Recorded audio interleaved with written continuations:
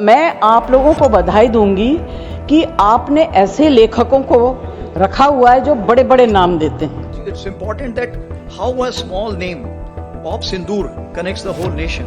ये नाम सिंदूर दिया क्यों?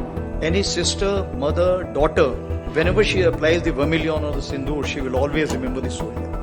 सिंदूर तो उजड़ गया लोगों का, जो मारे गए, जिनकी पत्नियां रह गईं. And I think that was the connect which they brought the whole nation together for one cause, and that is the reason I think the whole nation was saying, why have you stopped? I think that's the question which was being asked. Of course, then 25th we visited the Northern Command, as you're aware that is the place where we thought, planned, conceptualized and executed the 7 targets out of the 9 which were destroyed, and where a lot of terrorists were killed. 29th April, of course, was the time when we met the Prime Minister for the first time, and thereafter, next day, of course, why I'm telling you this? Because it's important that how a small name of Sindoor connects the whole nation. And I was telling director also that when he briefed me on this, he said, okay, we'll have this name of Sindoor. And I thought it is of Sindhu. Sindhu is basically Indus River.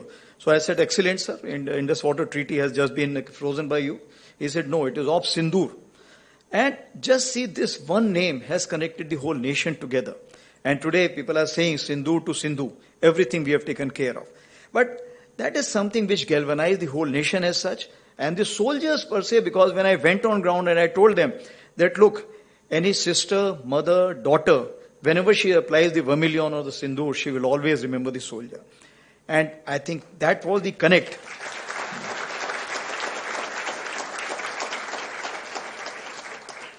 And I think that was the connect which they brought the whole nation together for one cause.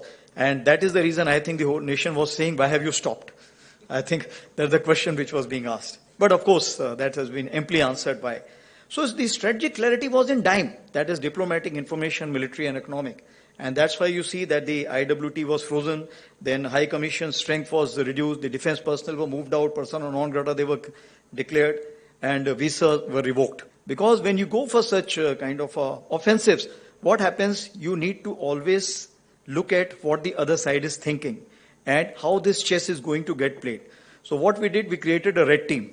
So this time what we did differently, as far as Uri, you are aware that it was 2016, it was a shallow thrust and it was launch pad we were looking at. It is basically to convey a message. As for Balakot in 2019, we were looking at penetrating through J&K, going across to training camps which are in Pakistan, and again a kind of giving a punishment. But this time, I think that is Pahalgam 25, it was wide and deep where we hit the heartland.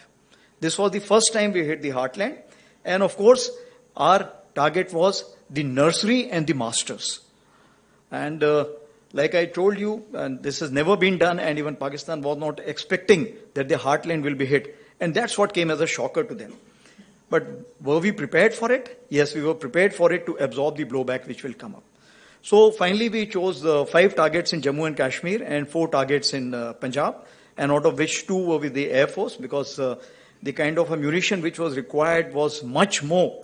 And at such a long range, if you have to send it, then the options are either with the Army, Navy, Air Force, long-range weapons, or with the Air Force. So we decided to go with the Air Force, and it helped us because thereafter all the kind of, if I can say that the rebounds which were taking place or the blowbacks which were taking place. But what is important, it was a new normal.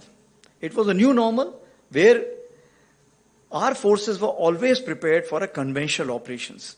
So though we were trying last 1 year that what is grey zone and what is multi-domain operations, but people were still not ready for it. But this is the time that our ground forces were actually playing chess. How many were going forward? How many were staying back? How many were moving somewhere else? So this kind of a chess move was there. So in this chessboard of 64, something was visible, something was not visible. And something which was not visible, maybe other countries may be helping out to kind of make them visible for the adversary. So the force, if you have to kind of look at force orchestration for a military man, it comes in 3 forms. And all these 3 forms you will play a role. Firstly is the force visualization. How he is going to employ his force, how am I going to employ his force, how it will be 2nd day, 3rd day, 4th day, 10th day, 15th day, because you don't know. Because this test match stopped in 4th days. And it could have continued for 14 days also, 140 days also, 1400 days also, we don't know. So we have to be prepared for those kind of things. Second is forced preservation.